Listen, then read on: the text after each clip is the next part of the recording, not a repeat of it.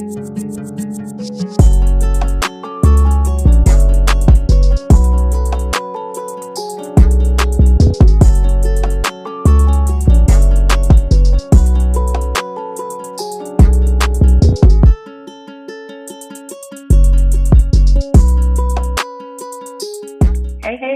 this is Winnie Elizabeth with the Audaciously Me podcast. And I'm super excited today because I have a very special guest, somebody that I hold very close and near dear to my heart. And she got a lot of tea, a lot of experiences with me that I don't think a lot of people realize, like how close knit we work together and how much we appreciate one another. So I wanted to take some time out to talk about, our career journey, how we've complemented each other, and just, use this time and this space to amplify the work and encourage others. So, with that being said, I introduce you to Ashlee Nicole, the design mother, and I will let her tell you a little bit about herself. Hello, ladies, men, wonderful people. Again, my name is Ashlee Nicole. I am a graphic designer, web designer, content creator. More recently, venturing off into the YouTube world, but pretty much anything visual. I handle for a lot of entrepreneurs that I don't even talk about a lot of times. So I might be behind some visuals that you've seen before. So I can tell. I can always tell. I'm like, that's Ashlee right there.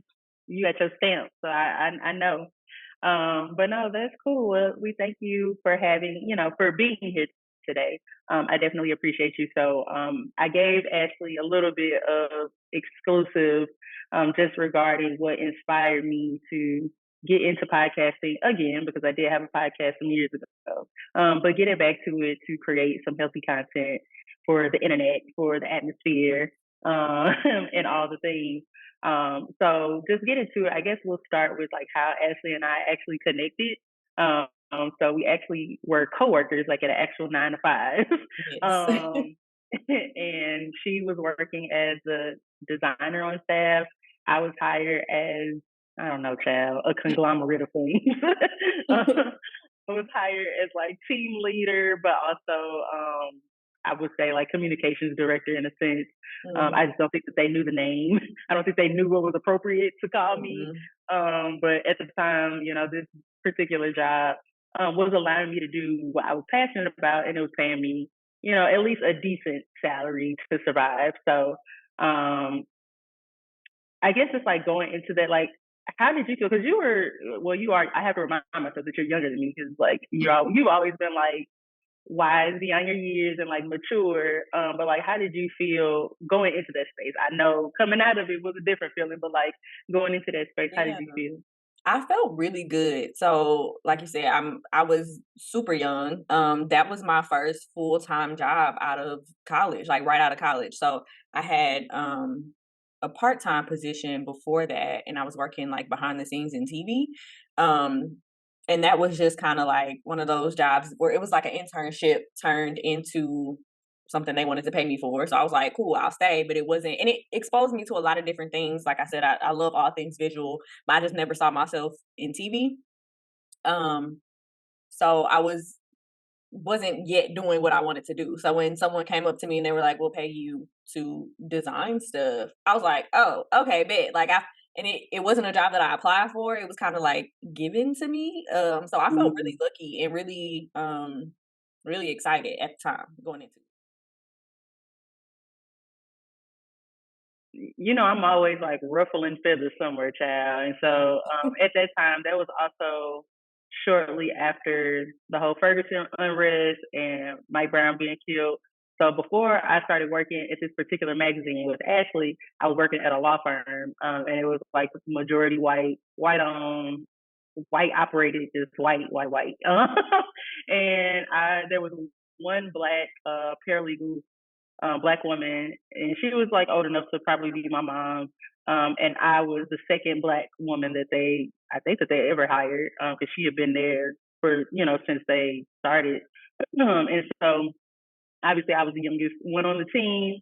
I actually got that job through a temp agency, and I was supposed to just be like the front desk admin, but then they started having me like actually help with what is it, like the cases, like loading them into their systems and helping with legal filing. So I'm doing stuff that I never even went to school for. I'm like, okay, this is interesting. But when Mike Brown got killed, like the whole tone of the office changed. So it was a mixture of like, how do I put it? It was a mixture of like microaggressions, which I don't really feel like we were talking about microaggressions at the time. I didn't know what that was. So it was a mixture of that, but like also a lot of audacity, like in a negative way. So it's like, for example, I would be sitting at the front desk, minding my business, doing my job, and then one of the attorneys, I think I might have told you this story, like personally, Ashley, but like one of the attorneys came in, big older white guy, like kind of got the I guess like aura of like a football coach. Like he was just like always like on it, on it, on it. And like we was cool. I never had an issue with him. So he walked up to my desk like at the front desk and he was like, "Ooh," he was like, "That stuff in Ferguson." And I was like, "Yeah."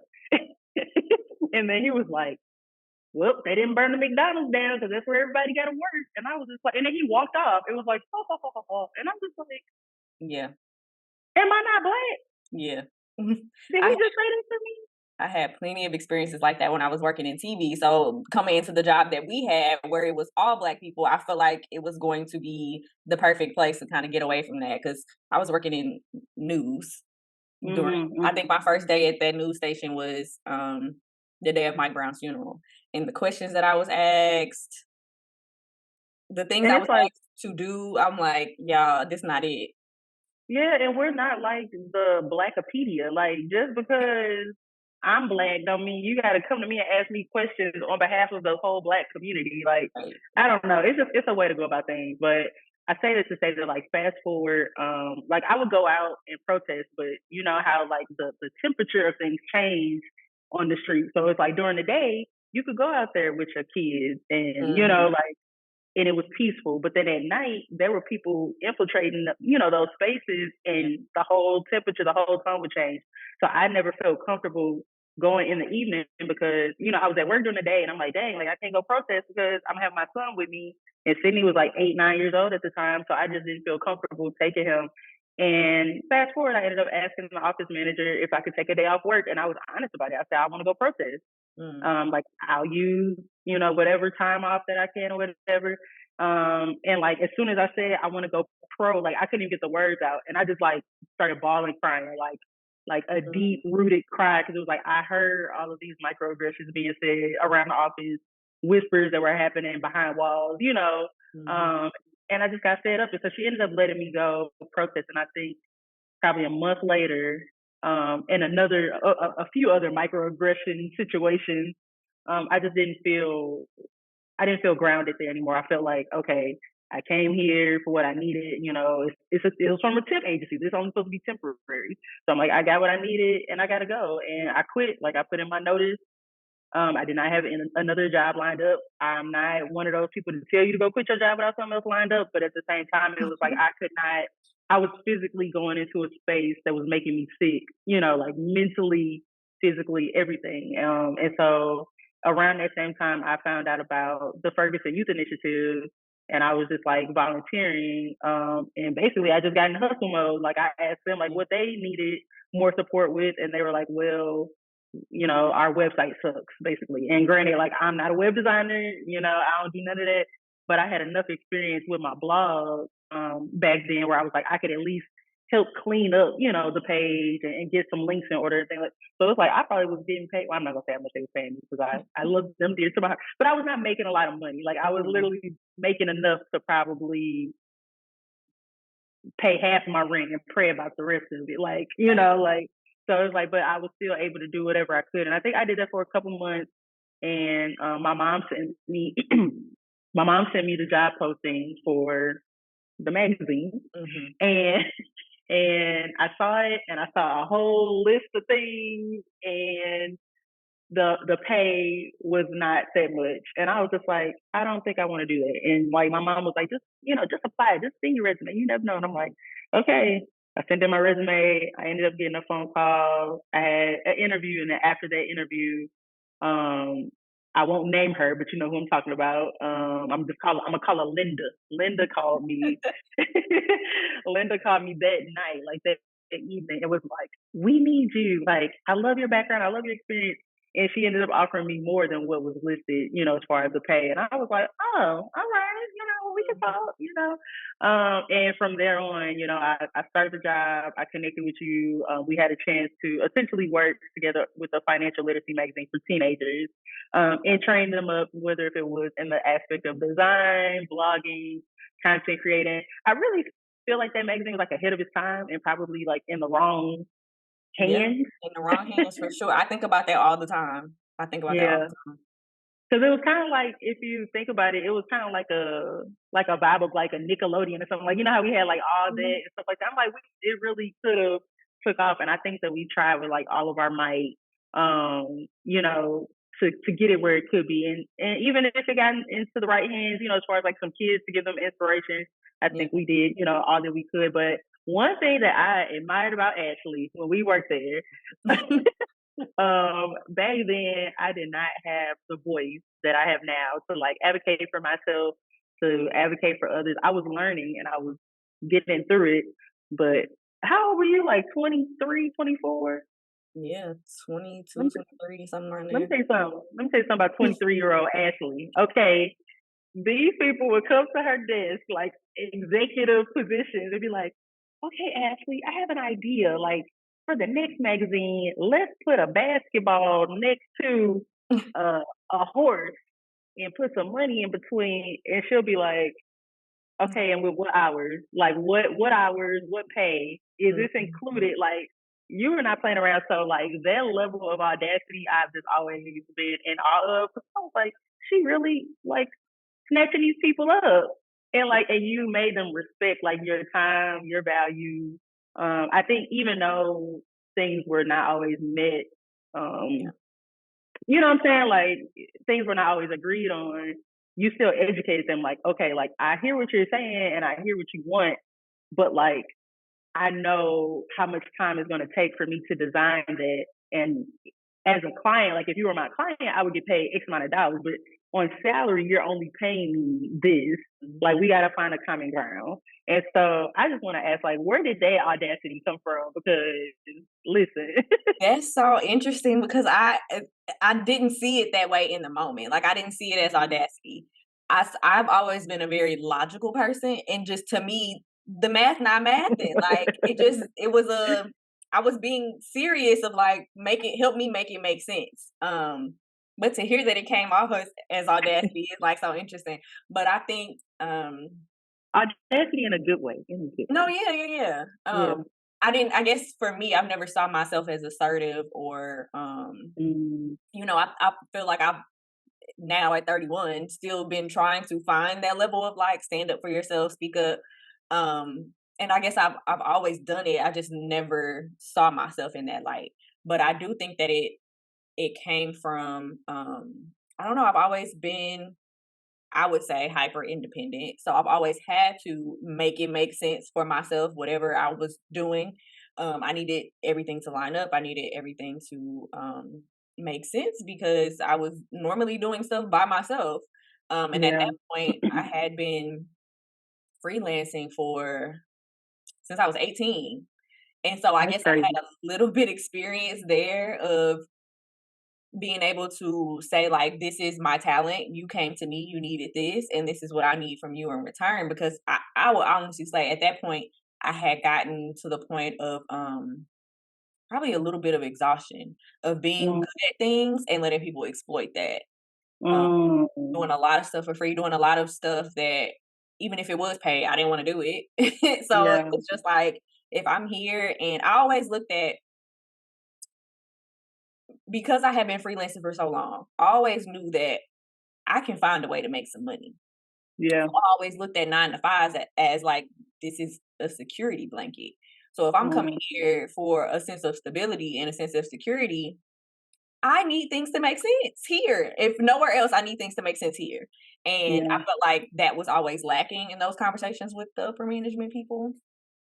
And I And I just, didn't like it yeah, they because, like, didn't. you were like this tiny. I mean, you still tiny, but you were like this tiny 23-year-old, and it's just like, no, like this is how we're gonna do things, you know.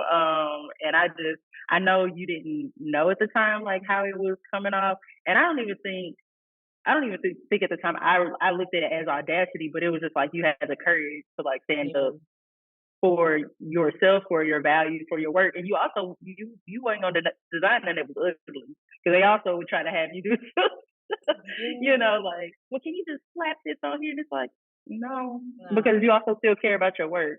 Yeah, and like I said, at that point, I had been building a name for myself for a while, so I didn't want anybody to look at something and be like, "Ashley did this," and then me have Mhm. to explain, "Well, okay, y'all, I did it, but I really didn't have a choice." Like, I just felt like Like that was unnecessary. yeah, that was unnecessary. I had more integrity than that, but I also it's interesting because if hearing you say like I was confident, I was so insecure about standing up and having those conversations. I'm like, one Mm. part of me would be like, Actually, you ain't got no backup job, right? Like, no, your rent's still gonna be paid, right? Like, they can let you go at any point.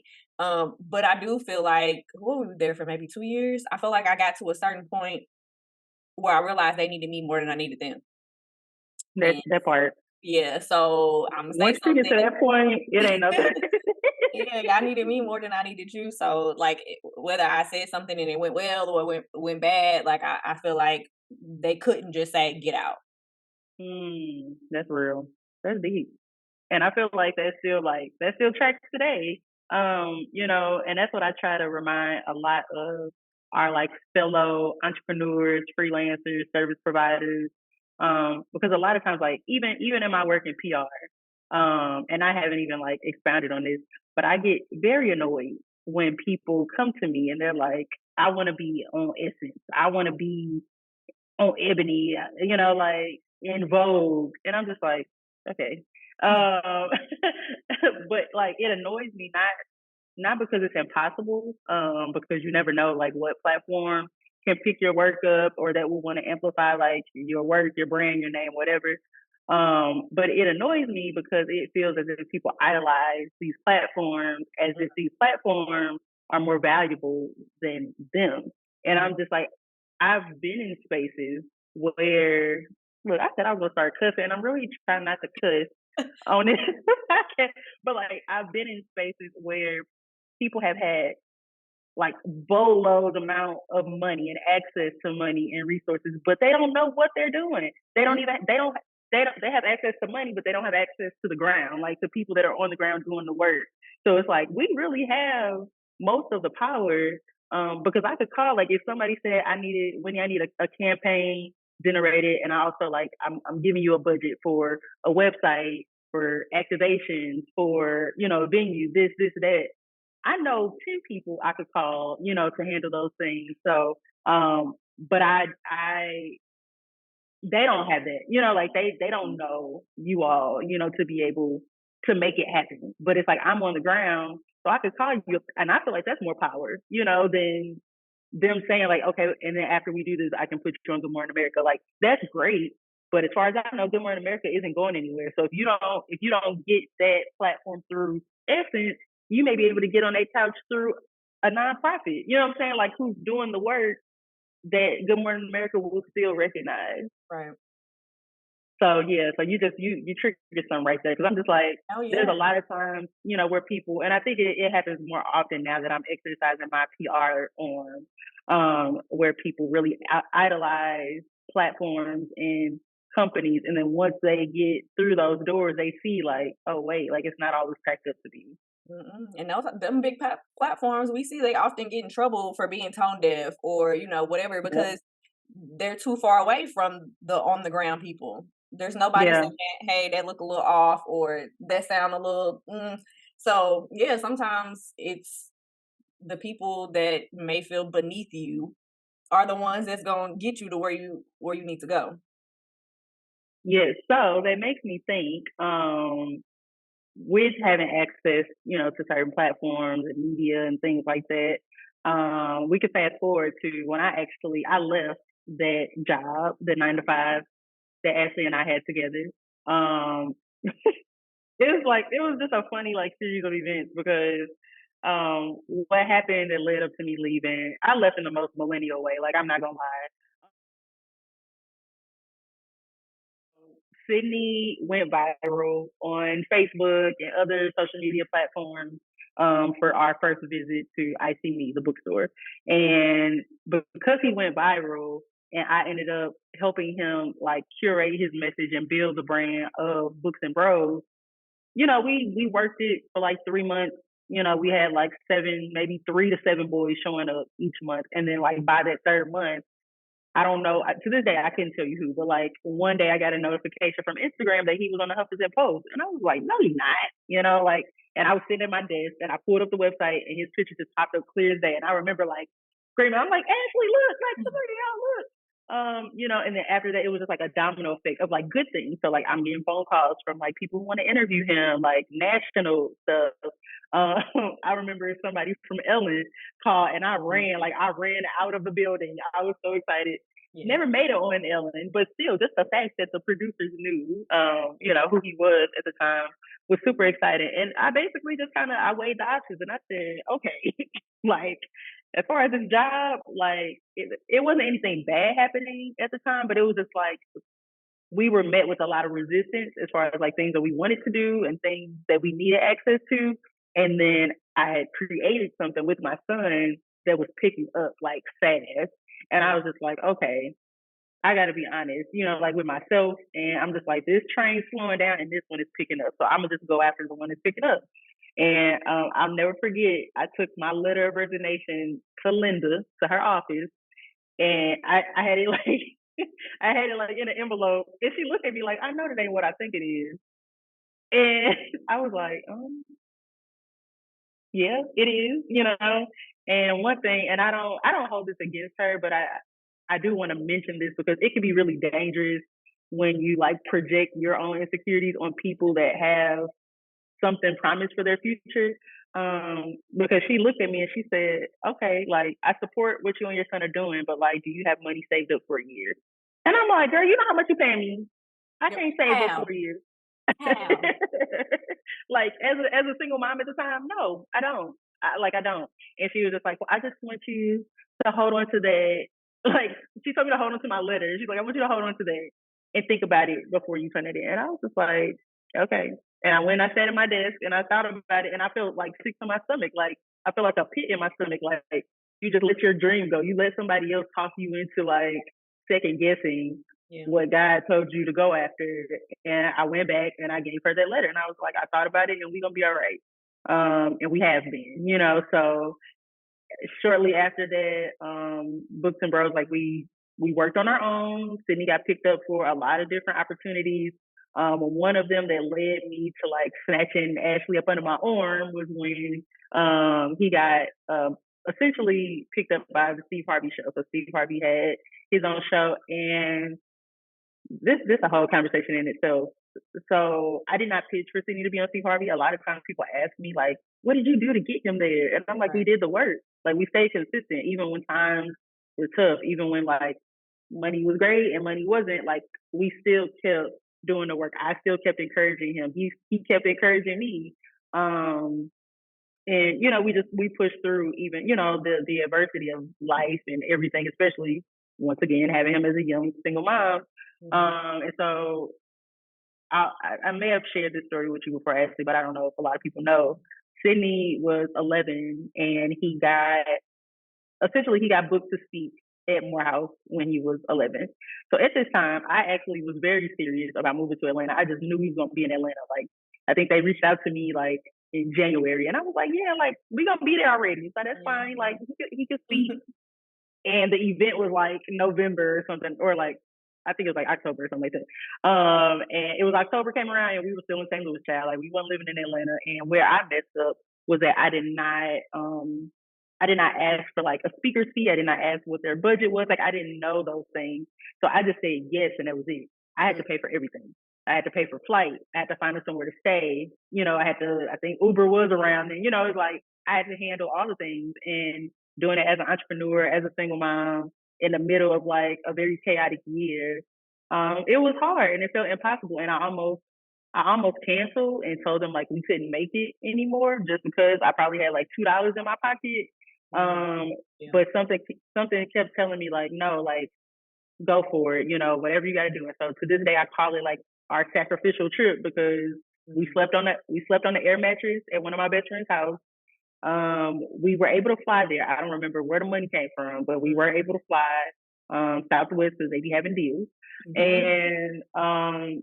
And I remember he spoke at Morehouse. He did a great job. And after he spoke, we went and we had dinner in the college cafeteria because that's how tight money was. And when we walked in, we got our food, and I remember like paying for it with the cafeteria lady, and she looked at Sydney, and he was 11, so he was small and scrawny, and all that. And she looked at him like, "What are you doing here?" And he was like, "Oh, I just spoke, on the stage for entrepreneurship." And she was like, "What? Like, how old are you?" And he told her he did his whole spiel about books and bros. And she was like, who needs to know about you, Steve Harvey? And we just like laughed it off. She's like, one of his sons went here or something. And we're like, oh, okay. We just laughed about it, sat down with our cafeteria trays and ate our food and then went back to my friend's house. And I remember it vividly. Sydney went, I'm putting his business up there, but Sydney went to the bathroom. And while he was in the bathroom, I sat down with my laptop, same laptop I got today, sat down with my laptop and I pulled up Kickstarter because I was going to try to figure out how to start like a fundraising campaign or something because we didn't have any money. And I'm just like, I know we have something great here and I'm not going to let it die. I don't even know if the website had fully loaded yet. Like as soon as I pulled it up, I got a text message from someone. They were like, hey, I'm so and so. I'm a producer with the Steve Harvey Show. I got your number from, and it's actually I put her name out there. I think it was her. Let me double check. I want to say that they got our number from Maxine Clark, but I have to double check. But I know it was somebody within St. Louis that obviously had access to Steve Harvey Show. So, but they got my number from them. And they were like, we would love for you to come to LA for a taping. And I was like, are you for real? Like, and I just started I screaming. I don't think I've heard that story. I just got chills because what? The timing of that is crazy. It was ridiculous. Like it made me wonder. I still wonder to this day. I'm like, did that cafeteria lady know somebody? Like, Yeah. because You never sometimes there know. be people. Yeah, like we always say we got to know people up here, but the people that we look at as down here, Yeah. they have more access a lot of times too to the people that you trying to get connected to. So yeah, but yeah, so that happened, and I was just like, oh my god. And we went back home, and I think it was within 2 weeks we flew to LA. Within that 2 week mark we also had got contacted by CNN for Sydney to be highlighted as a CNN hero. Full transparency, I did not watch the news. I don't watch CNN. I barely, at that time, I really wasn't even watching TV. Like, I remember we gave away one of our TVs because it had dust, like a thick layer of dust on it. Like, I never just watched TV. So I didn't know how big it was. Like, I told my mom and she screamed. And she's like, Whitney, like, do you understand? And I was like, no. Like, I just thought we was going to a dinner in New York and they was paying for it. Yeah. And they took care, I learned my lesson. So they took care of the flight. CNN actually put us in the best hotel that we've ever been in to this day. They put us in a penthouse suite right in front of Central Park. And we had like robes and slippers. Me and Sydney was like living our best life. But they took great care of us. So I say that to say that like, the CNN thing was already booked.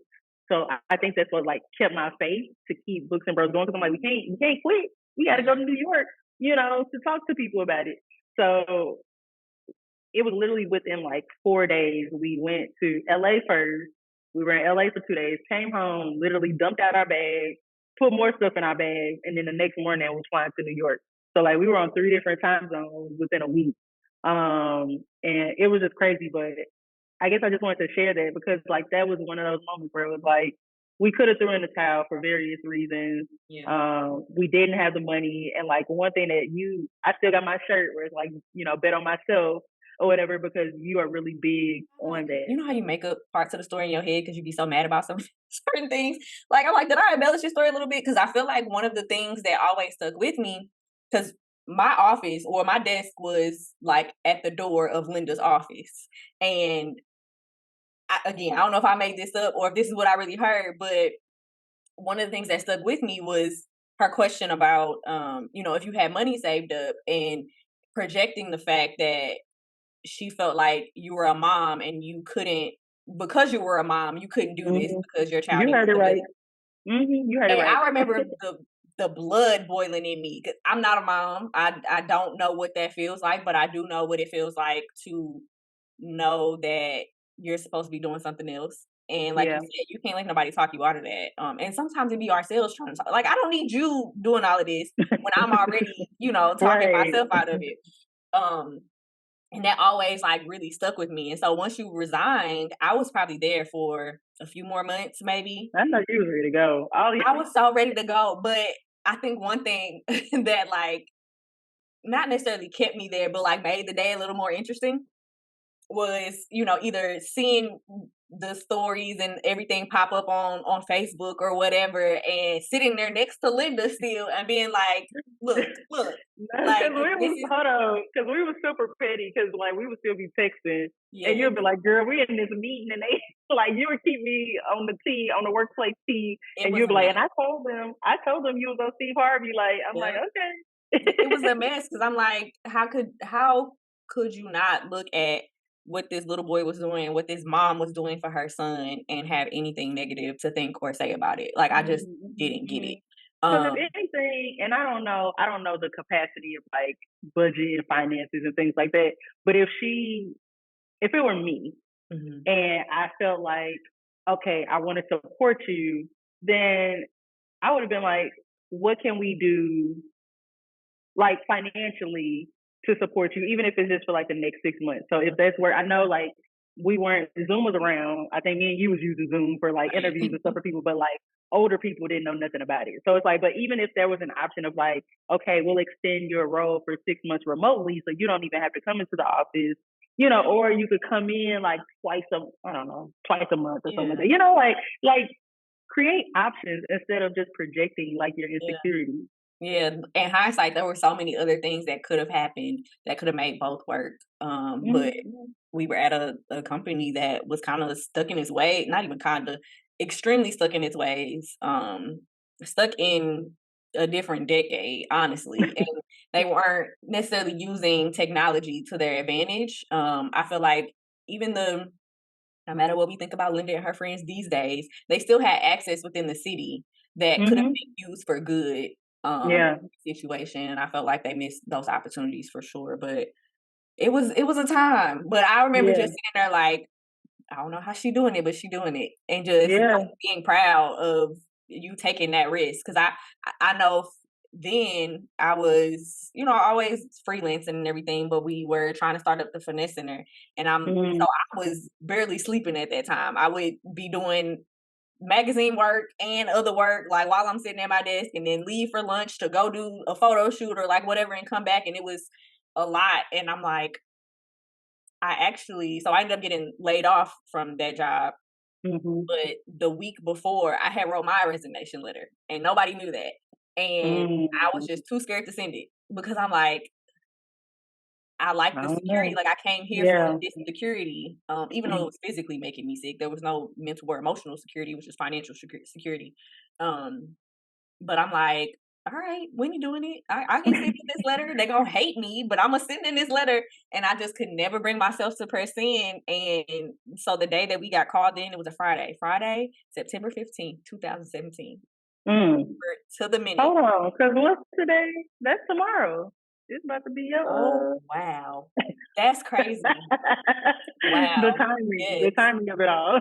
Yeah. We got called into a meeting, just like a regular Friday morning meeting, and they handed us pink slips, or actually our last, paycheck, um, and the room was so somber, and I literally ran out of there smiling, and I called my mama, and she was like, "Wait, I don't understand. You're saying you got laid off, but you sound happy." And I'm like, You're free. Yeah. I'm free, and, like, I'm like, I always felt like because I didn't have the courage to, like, press in on the resignation letter, Mm. God gave me a push. He was like, "Well, you ain't got no choice now. You gotta go figure it out." And Yeah. like you said, it's been ups and downs, but we have figured it out. So when Sydney was on the Steve Harvey show, it was a great opportunity. We like exceeded our expectations when it came to how many new members we got to sign up.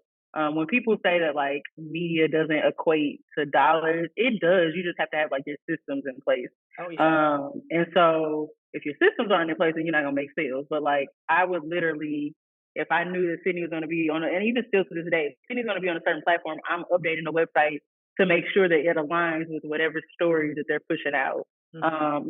So like even fast forward when Sydney was honored as a Marvel hero, I made sure that comic was front and center on his website. As soon as you go to it, it's right there, so people visually would know, okay, I'm at the right place. Mm-hmm. And so I say it to say that like it paid off very well for us as a business, but we got hit really hard with just like a lot of communication. So like on one hand, you might have 300 new boys signing up, within a week or something like that. But then I was also getting like hundreds of emails, if not every other day, every week, and having to filter through all of those, like, okay, is this real? Is this a bot? Is this a scammer? Is this, and it was like so many different things of like people, saying like, my kid is on life support and, they saw the special with your son on CNN and they want, $50 to be a part. And I was just like, what? And I've always had like a really big heart, a really giving heart. And I think that was the first time that I was like forced to discern like what was real and what wasn't, and it hurt. Like Mm-hmm. it made me grieve like so much to the point that I would literally be in tears opening my laptop because I didn't want to. I didn't want to face whatever was on the other side of the screen. And I don't even remember exactly how the conversation came about, but I just know I probably was venting or something, and you had offered to like help. You're like, I can help you, like with managing the emails or whatever. And I'm like, okay, because something, got to give. And at that point, I felt like I had a coworker like for the first time within Books and Pros. But I also felt seen and like even when stuff was crappy, like because you would see all the complaints and all the like you would help me organize and try to like fix what I could, whether if it was membership or shipping or whatever. And I appreciate that to this day, but it was just really hard. And I feel like we as entrepreneurs don't talk enough about the communication piece. It's just always the backlash of like, can you believe that this person sent me this email? And it's like, I never shared like, screenshots of emails and I could have, but Yeah.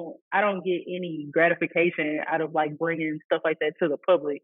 Right. Number one, because I was already grieving, like having to deal with a lot of this stuff in the first place. So I guess I just wanted to bring that up to like even share like what your perspective was at that time because it was challenging. So like whenever Ashley always, you're like the only one that always says like, this is the most resilient brand that I know. Like, cause I feel like you see like on the back end, like how many times we could have just thrown in the towel or I Yeah. could be messy and post stuff online, but I don't do that. Yeah. Resilient is definitely the word, and I always like I told you before you even reached out to me to be on here today, I was having a conversation. I use you as an example all the time of like the level of resilience and perseverance that you have to have as an entrepreneur. Um and I mean at that time I saw it as like my friend need help. Like because and I think people say all the time, entrepreneurs try to, at least certain ones of us, try to explain to people all the time that virality isn't all that it's cracked up to be. I'm like, that's a lot of pressure. I know, um, even some of my friends in marketing, they're always like, oh, like I can help you with ads and I can help you with this and that. And I'm like, I don't have a leads problem. If anything, I'm overwhelmed with the amount of people that contact me. I have a systems problem. Like I can't, especially as I don't know what the word is, but as people that actually have hearts, like all of that is overwhelming to not be able to help everybody, to not be able to like be superwoman in some of these situations. We have to grieve that. And sometimes that leads to us shutting down. But as one person running a business, you don't have the freedom a The lot of luxury. time, yeah, Yeah, yeah. to shut down. And so I saw that everything I was struggling with, you were struggling with. And I'm like, okay, well, I have a strength that I don't necessarily put a dollar amount on a lot of times, but I could be of assistance to you. While also like helping, it was helping my brain. Okay, I can apply this to my business as well. Cause a lot of times it's Mhm. easier for us to see how to help other people than how to help ourselves. So I feel like Yeah. I learned a lot while trying to help you, and also just I don't know. I feel like I knew what the mission was. I knew Mhm. what the point of this was. I knew how many families y'all were gonna help, regardless of if it was flashy and fancy or not.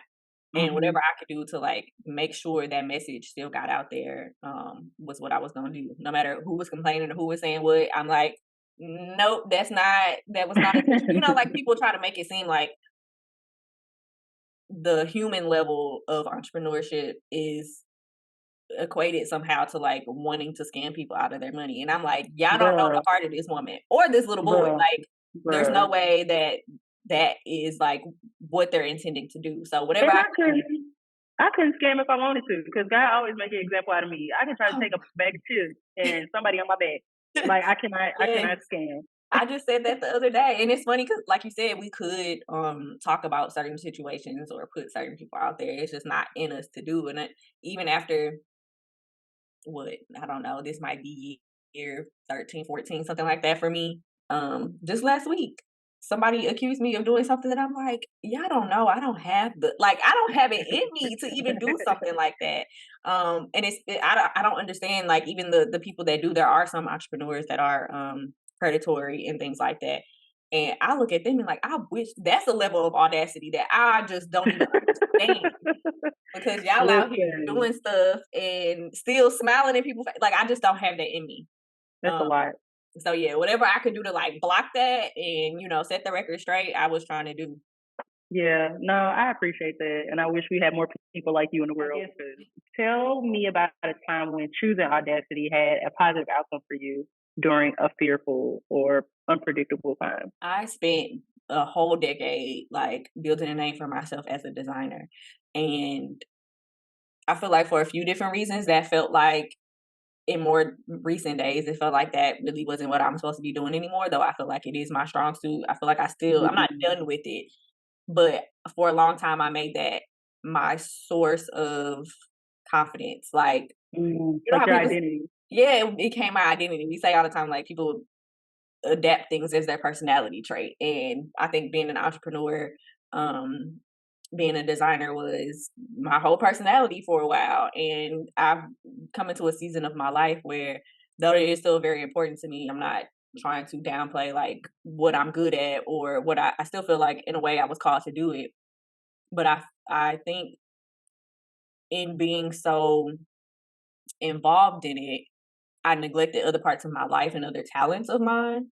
And Mm, um so I feel like, at least to me, having the audacity, having the courage to be like, I'm gonna put a pause on this, though it's my bread and butter. Like yeah, being able to say, this has to wait for a minute in order to explore other things, um, has been my most recent experience in that. And I feel like though I'm though what I'm doing now with more video and photo work, the video specifically, no experience in it. And just kind of like putting myself out there and being like, yeah, I can create videos for y'all, or like I can do this. you Like can. even the level of influencer and content creator that has led me to, like, I was never a in front of the camera, in front of Not at anybody all. type We person. would have to like drag you to Man, take and pictures. it's crazy. So having all of that pulled out of me and essentially not even know where it came from or why. But it's been good for me. I'm enjoying it. I feel like I'm finding other parts of my voice in it. But yeah, it seems crazy. Seems completely Yeah, insane. that just made me think. And thank you for sharing that. I think that made me think of like even just that season that I just mentioned, just as far as like bringing you on to help me support Sydney with Books and Bros, and also like that fear of going viral and like what the effects could be. I think that people on the outside looking in probably see me, and I know I'm partially to blame because my Capricorn be coming out, but like I think people look at me and be like, "Oh, like Winnie could do this like with her eyes closed or whatever." Yeah. And I do have a tendency, like when I know something gonna hit, like when I know it's like a big opportunity. Like for instance, with Sydney on Steve Harvey, I remember I posted that picture of us like to tell people to tune in or whatever. I posted that at like 1 o'clock in the morning and I went to sleep. I was like, I hit post and I was like, good night. Like, Yep. I really be feeling like I'm Beyonce sometimes. Like, I'm gonna just throw this out there and let y'all deal with it. But that's like what I can somewhat control. But if it's like a platform that is very unknown, like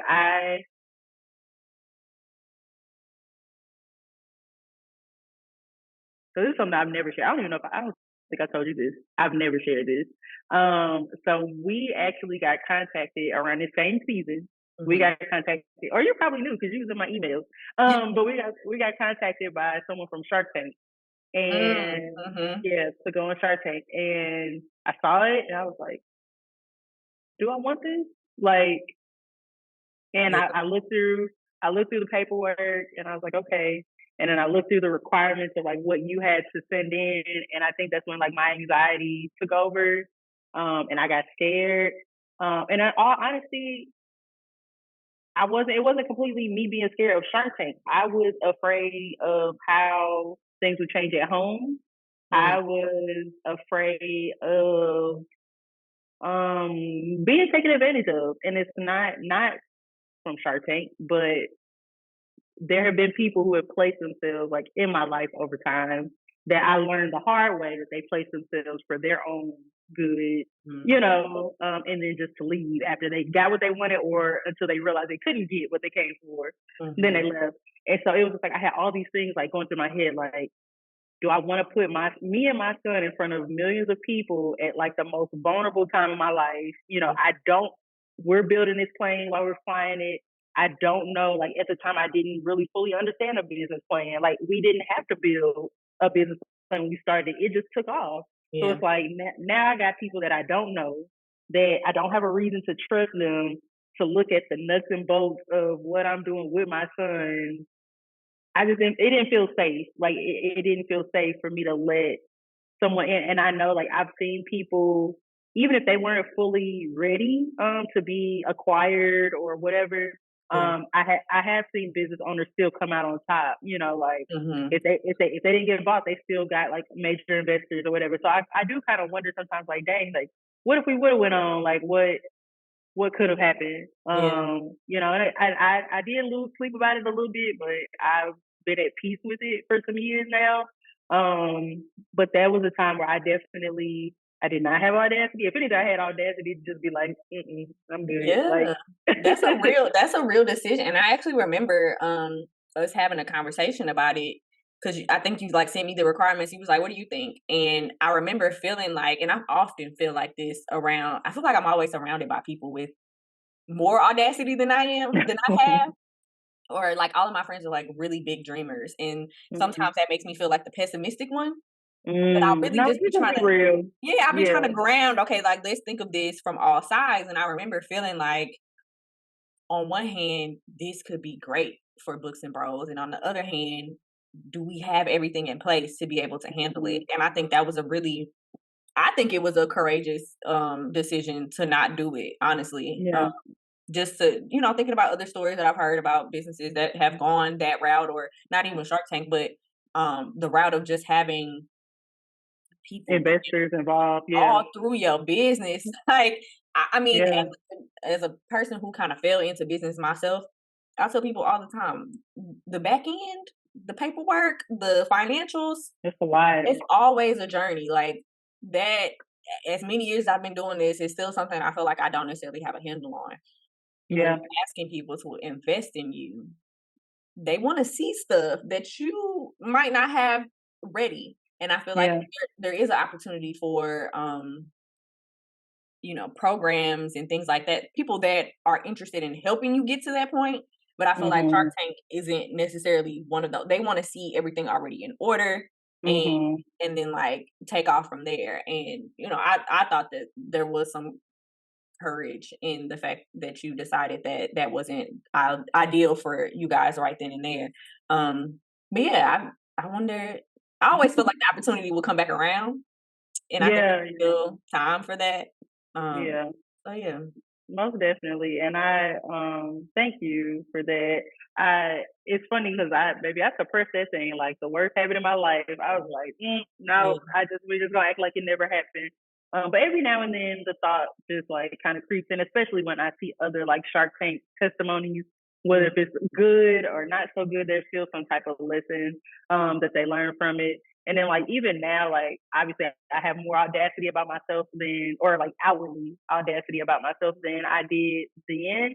Mhm. But like I also got, I gotta be real. Like I'm from St. Louis, baby. Like, because if we stand up there and you say something crazy about something that I'm very Look. passionate about with my son, I can't guarantee what's gonna come out of my mouth. Yeah. So like you know me, like I don't care, like I don't care about the statures and the levels and titles and things like that. Like right is Yeah. right, wrong is wrong. Like just like with the girl with the lip bar, like Mhm. I didn't realize that they called them like colorful cockroaches or something. Yeah. They were real terrible to them. And I'm just like, good to her. Like, kudos to Mhm. her. Because I still got my lip bar stuff and I'm going to go get something else I before literally it's was just done. on y'all website, so, if you guys wanna sponsor me, but, just bought something, so, yeah. I'm screaming. Wait, the fact that you are speaking that they're going to see this. Thank you for that. Because Of course. Yes, ma'am. but no. So I guess the last thing that I did want to ask is, well, I kind of have a multitude of things because Go this is around books and bros. So let me think of how I want to share this because I'm protected with Sydney, but I Yeah. do think that there's room to share, like even him evolving, Mhm. throughout this process. And yeah, I'm gonna just go for it. So recently, like Sydney's 17 now, so the blessing in all of this is that we can say we've been operating Books and Bros for 7 years, which is crazy. Yeah. So we really need to like think of a way to celebrate because we haven't celebrated like a major milestone in a while just because of COVID and moving and baby, but we got to do something Mhm. because definitely necessary. But with that, Sydney is now he's 17. We looking at college, looking at colleges. Um, Recently I met with him and his college counselor. And when you're applying to college, like you throw this is the one time to like not be humble. So like you Yeah. brag on yourself for everything so that way you can get into the school of your choice so you can get as much, financial aid, scholarships, whatever, to support you through the process. And so even though it took me a while to like find my voice, I've always been like the extra one in comparison to Sydney. Like Sydney, Mm. he a chill bag, he's mellow, he don't gotta do all that. So it's like that gives me permission to be extra, at least for him. Right. I'm doing better with like, amping myself up too, but definitely like for him, like he had a speaking engagement one time and he was like, yeah, I think the largest crowd I talked to was like 300 kids. And I was like, 3,000? Like I was in the crowd, like, remember the one, We Day or whatever? He was like, oh yeah. And like everybody in the crowd was cracking up. But like he gives me permission to do that. So I say that to say that we were talking about college and we running down like his awards and things that he's done and accomplished, like whether if it was Books and Bros or just school related, or community related. And he said something that I'm still like processing through. And he was like, okay, like I know I've done all of these things, but data wise, numbers wise, Mhm. I don't feel like am I qualified to go to these schools? And I looked at him like I rebuked that spirit. Because how can you like question yourself after Mhm. like you've proven time and time again that like you deserve every room that you've been in, and some of these rooms didn't deserve to have you, like, or Yeah. like you changed the room. You know what I'm saying? Like maybe the room, the mindset was at one point, and when you walked in and you spoke to these people, you elevated like that experience. So it's like I think it's one of those things where it's like I'm realizing I'm really like I'm a mom, like because Mhm. we don't listen to our mom, so I feel like he hears me, but he like it's you, mom. Like I feel like if you or somebody else were to say the same thing that I said to him, then it'll hit, like it'll click. Mhm. But that's been really hard for me to like wrap my mind around just because I'm like, you've done so much and you've contributed so much to St. Louis, even to Atlanta since we've been here, for the last, and to still have the audacity to doubt yourself is like beyond me. And so I guess I share that because that's something that a lot of us feel like adults battle with is like, am I worthy of this? Like, should I go for it? And I'm sure that's probably what tapped into my spirit, even when I did not go through with Shark Tank. Like, I was like, I don't think we're qualified because on paper, I don't know if we ready, like but like spiritually, like God would have did whatever with that, Yeah. so so if that opportunity comes back around, I'll take it. But yeah. Yeah, it's interesting, like, when you shared that with me the first time, that was my reaction, like, how could he ask that?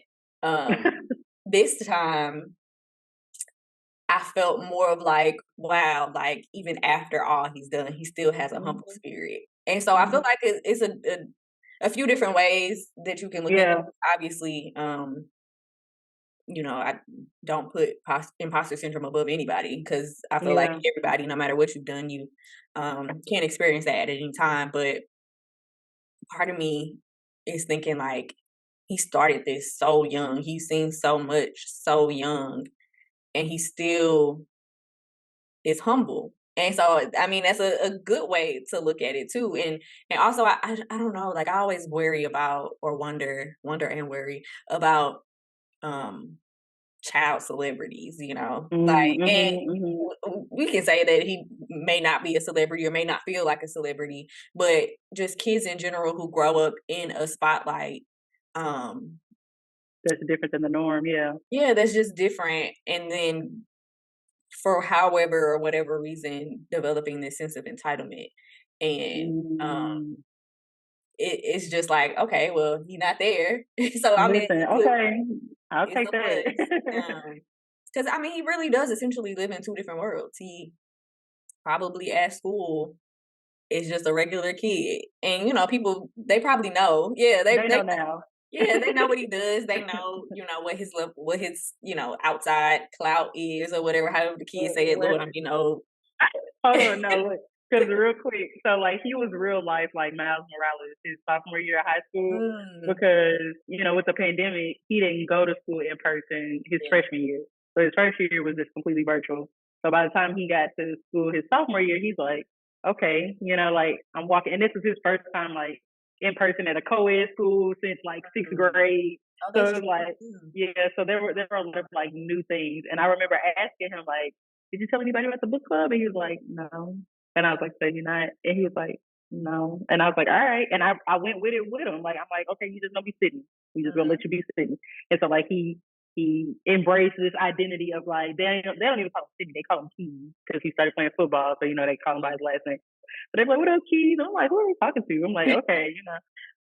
So like he fully embraced that. But the funny thing is during the summer between sophomore year and junior year is when he wrote his book. mm, So his book came out at the top of like or midway like through his junior year, and his friends start seeing like, wait a minute, like you traveling places and like you on stages, like who are you? Like what's going mhm, on? So that's why I say like he's real life Miles Morales, and it's funny now because I think now that he's his senior year, it's starting to make sense to like everybody in his school that like, hold on, like you somebody, and mhm, it cracks me up because I feel like I don't know much about Aquarius men, but like Sydney's an Aquarius, and so like I feel like the Aquarius men that I do know they're very like they're cool, nonchalant, like they just like to have a good time and that's it.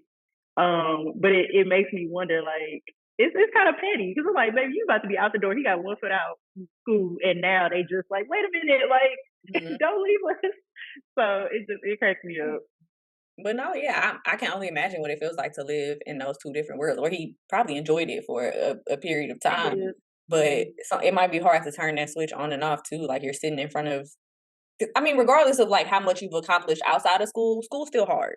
So he's Yeah, probably looking at these college requirements like, can I it's do still this at hard. this level? It's Yeah, a different level of doing, like getting on a stage and just inspiring people and that kind of thing is a different level of intelligence than AP math. Like yeah, yeah, I couldn't, I don't understand. I wasn't, I've always been a lover of learning, but I would never say school was my thing. Like yeah, I could yeah, and that's fi- a yeah. figure out, how to code a website or like whatever on my own time, but put me in a room and tell me to take a test, completely shut down. pack it up. Yeah, it's time to go. So it's a different Yeah, side of the brain to use. So yeah. and that's what I think. I think it's a mixture of things. Like he's not. He's. I mean, Sydney's enjoyed school, but Sydney was also one of those that would always get like a note sent home because he was socializing too much. Believe it or not, he used to be really That's sociable. funny. Yeah. Like when he was smaller, he would like always just be caught up in the wrong, stuff, whatever. But I think it's a mixture of like school isn't 100% his thing, like just as far as like the model of it. And then like him balancing, like you said, like balancing these two worlds, trying to be himself. And I feel like once he gets to college, depending on where he goes, I do see him embracing books and bros more. I could see it definitely like him embracing it on like a social activist level more, just like getting more people involved in a different way. And I feel like this is really gonna like at one point I was like fearful of like what Books and Bros would look like once he was like grown, because I'm like I don't want it to just die. Like, I don't want it to just be centered around him and his face because it's more than him. Like we're trying to create more Sydney.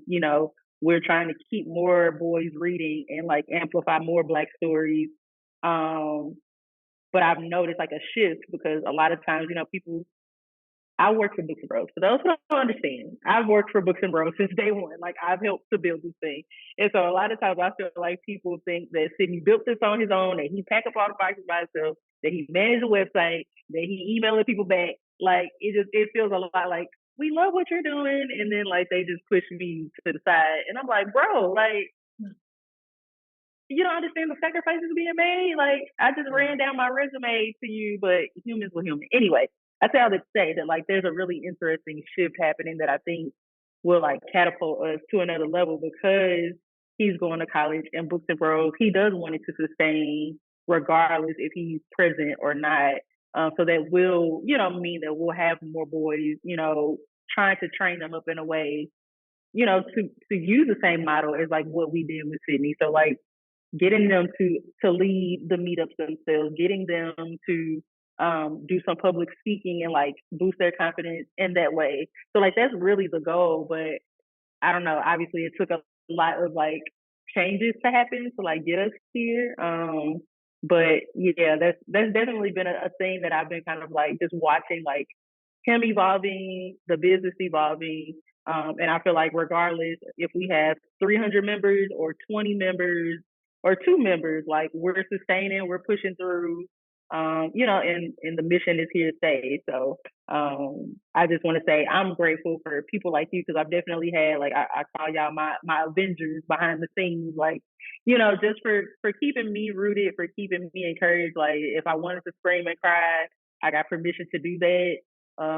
If I was flat broke, y'all didn't judge me, during those times. It's like, okay, like you ain't got no money right now, but what can we do, to like get some more. And I can't express that enough. So I definitely wanted to say thank you. No, and thank you for trusting me and us with those vulnerable, times in your life.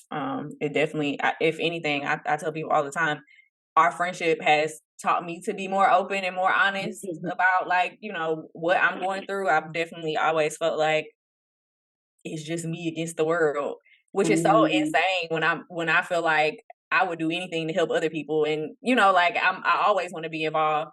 Um, but sometimes it's hard to let your own vulnerability be seen by other people. But I feel like our friendship has definitely opened me up in a lot of ways to one be friends. We joke about all the time how you force yourself to be my friend, just because I was so closed off. But yeah, I've seen a lot, but I feel like mhm. you have remained the same. The Thank amazing you. mom that you are, the tough entrepreneur that you are. Um, so yeah, I just appreciate for being along for the ride. Last little memory that I want to put out there. I knew you was real when we found out that this middle-aged white guy somewhere in St. Louis had bought that domain that was attached to Look, Books and Bros name. Like Ashley was ready. She's like, "You want to go pull up?" Like Because I you found ain't the man's address. Like, we gonna go get this back. Like, he's going to, even if we had to stand there and like give the whole Books and Bros spiel. Like, I ain't trying to necessarily take the man out, but he needs to know that like there's something that's happening with this. Like, we're doing this for a reason. So it was yeah, definitely worth like it. yeah, no, it was definitely somebody who essentially basically bought a domain that had Books and Bros attached to the, URL or whatever. And like I knew immediately what it was because I'm like, you ain't using this, and he wasn't. I'm like, you're not about to sell it to me. I'm not giving you a dime for something that we created. So absolutely not. So that's when I knew like you was for real on the team. Regardless if we was, present or if it was in my absence, I was like, Ashley, a real one. I feel like I've always admired your audacity to ask for help. That's Mm, something that even in the moment sometimes when you would, I'm like, did she really just tell these people her business? Like, why? And I feel like that's always been like an insecurity of mine of not being able to open up and ask for help when I really need help. And being able to again ask for the help, but your ability to also tell a story and get people really involved in the cause and like they get something out of it too. It's not just, I need help, I mhm. need help. There was always a bigger purpose, there was always a bigger story. And I feel like that's why people are always drawn to you to move when you ask them to move because there's Mhm. always a bigger purpose attached to it. Thank you. And it's hard. Like every time that I do it, I don't think people understand it's hard every single time. Like Yeah. just because I've asked one time and then by the fourth time, it's just as hard as the first time. Yeah. Because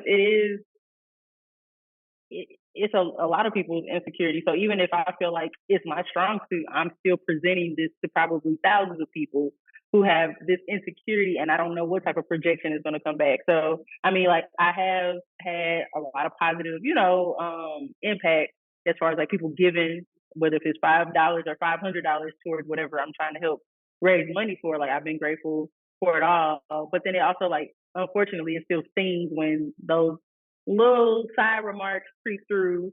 Because I had somebody basically like throw shade about me raising money for Sydney, right before we moved to Atlanta. And basically was just like, why would you move somewhere if you gotta, she didn't say this per se, she didn't say this, verbatim, but this is how I perceived it. It was just like, why would you leave and relocate when you gotta like panhandle, you know, Mhm. on the internet? And I was just like, like, first of all, And that just the goes to show you that the internet can be like so good and so bad at the same time because that's just one person's like they just getting a clip of what's actually happening. Like, Mhm. because if they're saying something like that, they're assuming that you have this like solid support system in St. Louis and that everything is great here, and so why would you move? That's not Mm, the whole picture. That's not the whole story. yeah, They because I like have not shared not shared the yeah, they whole might story. not know like how long you've been on your own, how long you've been figuring this out by yourself. And though, there is a support system there, Atlanta might have been where you needed to be, regardless of who was in what state or whatever. I feel that way. I definitely, moving to Dallas was, I feel like I projected to the public a great, like, easy Mhm, thing. And though I still feel mhm, like it's the best thing I've ever did, hardest thing I've ever done. yeah, By far the hardest thing I've ever done. And I feel like at least my motivation for doing it on short notice and with no plan was that, oh, I'm bringing my support system with me. That all fell period. apart once I got here. Like I've had to rebuild find a new support system because it's not always Mhm, what it seems. But I don't think it was a mistake. I think it opened my eyes to a mhm. lot of things, to a lot of people and motives and situations that I thought were sweet that wasn't. Like moving can do a lot for you. So I really Yeah. can't reject those people who have something to say. Oh yeah, no, and it's funny because the girl who said what she said, she ended up blocking me. So like I didn't even have to block her. So it's like you threw a rock Amen. and here's your hand. But thank you for exposing yourself. So yeah, no, and even with that, like moving to Atlanta, like I love St. Louis. St. Louis is home. Um, I think moving to Atlanta has allowed me to lean more into like who I am though, more than like how people see me. Um, because moving here, it's like you have to build your village, like regardless of if it's going to be people to help support, like with our kids, or if it's people that we go to church with, or if it's people that, I work with or whatever. Like I have control on essentially what my village could look like, in general. And so the women that I've been able to meet and confide in and trust, all of them are like, it's like, I don't even know how to put it into words, but it's like one of them, I gotta tell you this off camera, so I'll wait till we're done. But like, I have a really, really large dream for myself and for Books and Bros. And I've told two of them what I'm working on, and both of them are like, okay, like I love this, like for you, and like just like how much like you believe in yourself to like even take something that you've built over time to like a level that will make history, like not just for your company, but for Black people all over the country. And it's like, I don't know, like I know I have people at home that have believed in me and in us, but it's something different when it's people like you just met and Yeah. they see you at your core, like literally like we'll talk like deep rooted conversations, and they're like, okay, I don't want nothing from you. I just want to see you win. Like I just want to be there to like help you get to the next step, whether it's connecting me to somebody who has access to a room that'll help me reach this goal without asking for anything. And it's just like, thank you. Yeah. I've had a similar experience here, or even just the fact of like it's a different type of hustle. Like I feel like we've always been the type of people that, we gonna figure it out somehow, some Hmm. way. I think one of my wake up calls was moving to a place or moving away from, in St. Louis, like our names were known. We had, you know, I guess influence over certain circles and at least connections to others. And so it Hmm. was a little easier to move around with a little, more certainty. And then you come Yeah. to this bigger city and you like, Yep. don't nobody give a damn who I said I was or what name I built for myself. And it's humbling, but it's also empowering because like you said, now I can lean into who I am as opposed Yeah. to like what everybody has already seen and what they thought. They already Hmm. have preconceived notions here. They just meet me for the first time and Look, it's a and different level of confidence, but we're gonna figure it the out. the gag is, I'm that girl when it comes to Yeah. Atlanta. It's like it's been people that I've been meeting here. They like, I keep hanging out with you. Like you be like in the right places. Like, and I will say, like it's made me more confident in myself because I'm very strategic. So I'm gonna make sure like I don't. I don't want to be in every room. I just want to be with the right people, like connected with the right people that make sense for me. And that's why I had knowing Atlanta natives is very important now because everybody moved to Atlanta. So knowing people that are born and raised here is like a different, it's a different leg up. And I had somebody who's born and raised in Atlanta, and she was like, I just want to say, like, when you connected with the right people, she was like, because I don't see you around nobody that's on no foolery, like, Yeah. nobody that's going to like exploit you or take advantage of you or your son or your family. But like people who are literally like making moves for the city, but like they don't have to glamorize it, like so it's like they may be driving a Honda or whatever, but like you would never know that they had hands in XYZ. So that's definitely been a boost of confidence. And it could have happened back home, but I do think that moving away is more for us rather than for other people, or like to connect with other people. So it's like even moving here, it's made me step outside of my own self and look at myself like, dang, you really did that back there and you could do that here. So 'Cause, anywho. yeah, some of that cloudiness is gone. You're able to apply that discernment that you've, built up over all those Hmm. years. And so yeah. So, last thing, if there's anything that you would like to share for people to stay, in touch with you, to work with you, this is your time. Yeah, so I guess first and foremost, you can find me on I believe all social networks, child. It's new ones every day. But I'm usually by Ashley Nicole on all platforms. Right now I would say my focus is content creation. So I'm on a mission to kind of help a lot of service-based businesses and product-based businesses create more content because I know how hard that is for people who may have never, used the camera or edited a video or anything like that. So reaching out to companies right now to either be the face if you need me to be the face or to just create some content on your behalf. So you can find that information at byashleenicole.com. And again, kind of on a mission to, or at least recommitting to YouTube, and my platform over there, still by Ashlee Nicole, but building a community called Seeking Alignment, that Yes. kind of merges all of my different interests, along with Christianity and, seeking God, first and foremost, but seeking alignment with whatever He has decided my purpose is, and what my talents are. And so it's a YouTube channel. There's also a community, the Seeking Alignment community, that you can find. All that information at byashleenicole.com. And yeah. Yeah.